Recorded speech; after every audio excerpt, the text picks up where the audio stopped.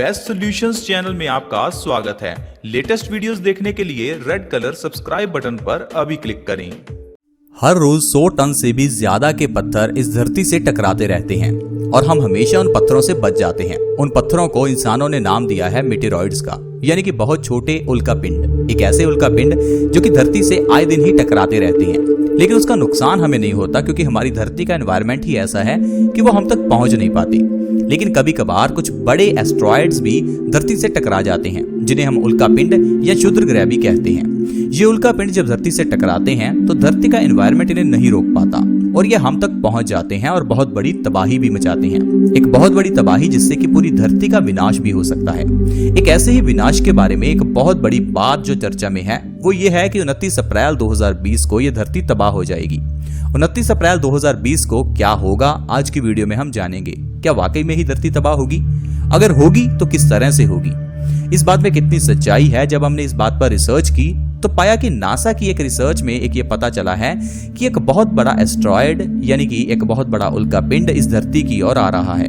दरअसल इसके बारे में 1998 में नासा को पता चला था और तब से लेकर आज तक इस पर मॉनिटरिंग हो रही है।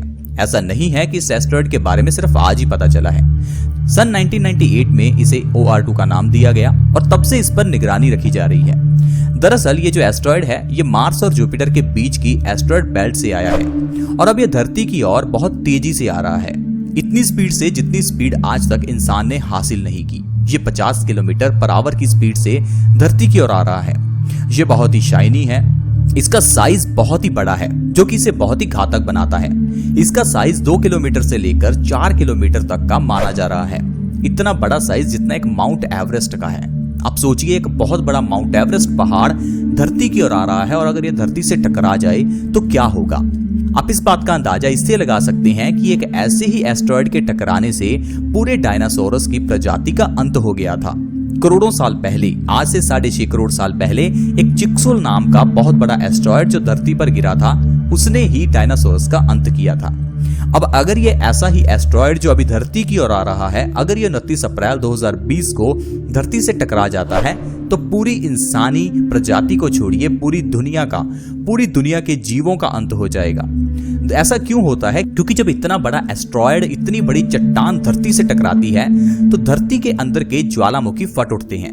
इस कारण से पूरी धरती पर ज्वालामुखी फटते हैं। पूरी धरती के ऊपर का पानी सुनामी ला देता है, पूरी दुनिया नष्ट हो जाती है। ऐसा ही हुआ था 6.5 करोड़ साल पहले। उस समय जब बड़ा एस्ट्रॉयड धरती से टकराया था तो पूरी धरती पर प्रलय आ गई थी। पूरी धरती पर एस्ट्रॉयड्स की बारिश हुई थी, क्योंकि जो एस्ट्रॉयड धरती से टकराया, टकराने के बाद वो फिर आसमान में छोटे टुकड़ों में बिखर गया। उसके बाद वो आग के गोलों के रूप में धरती पर फिर से गिरा। मानो ऐसा था जैसे कि आग की बारिश हो रही हो और इसी आग की बारिश में सारे डायनासोर्स की प्रजाति का अंत हो गया। उसके बाद करोड़ों साल धरती ऐसे ही पड़ी रही। उसके कुछ साल बाद फिर धरती पर दोबारा से प्रजातियां पैदा होने लगी, जिससे इंसान का भी जन्म हुआ। इंसान ने जन्म के बाद हमेशा से खुद को विकसित ही किया है।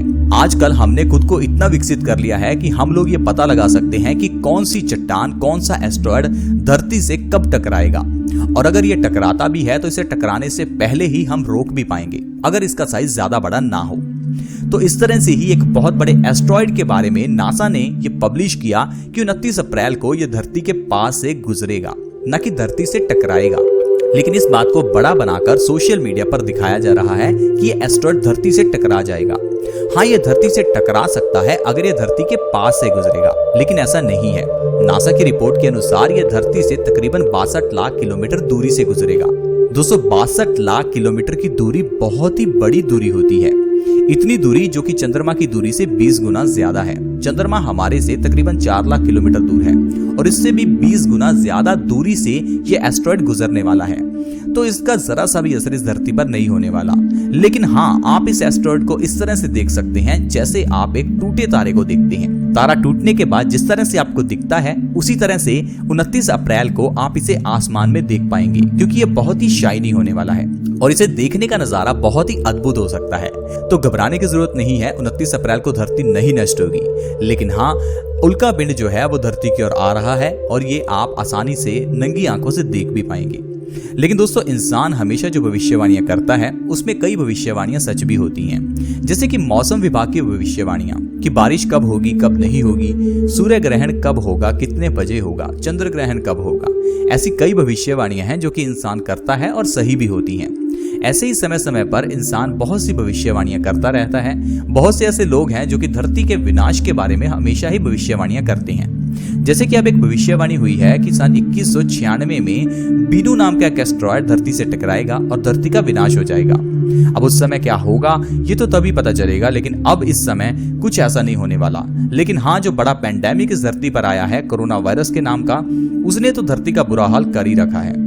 और कहते हैं कि इंसान खुद ही अपने विनाश का कारण बनता है और यह कोरोना वायरस इंसान का ही बनाया हुआ एक तरह का जैविक हथियार कहिए या फिर जानवरों को खाने से पैदा हुआ एक वायरस कहिए। तो दोस्तों आपको सेफ रहना जरूरी है, घरों में रहिए, इस वायरस से बचकर रहिए, क्योंकि जिंदगी रही तो फिर तो हम पैसा कमा ही लेंगे। आई होप फ्रेंड्स आपको आज की वीडियो अच्छी लगी होगी। अच्छी लगी तो दोस्तों के साथ शेयर करें ताकि दूसरे लोग भी इस बात का पैनिक ना लें कि 29 अप्रैल को धरती नष्ट हो जाएगी। ऐसा कुछ नहीं होगा, आप उन्हें बताएं। और साथ ही अगर आप हमारे चैनल से जुड़ना चाहते हैं तो वीडियो के नीचे एक सब्सक्राइब का बटन है, उसके ऊपर क्लिक कर दें और चैनल को फ्री में सब्सक्राइब कर लें। साथ में एक नोटिफिकेशन बेल है, उसके ऊपर भी क्लिक कर दें ताकि आपके पास हर नई वीडियो की नोटिफिकेशन सबसे पहले आए। धन्यवाद।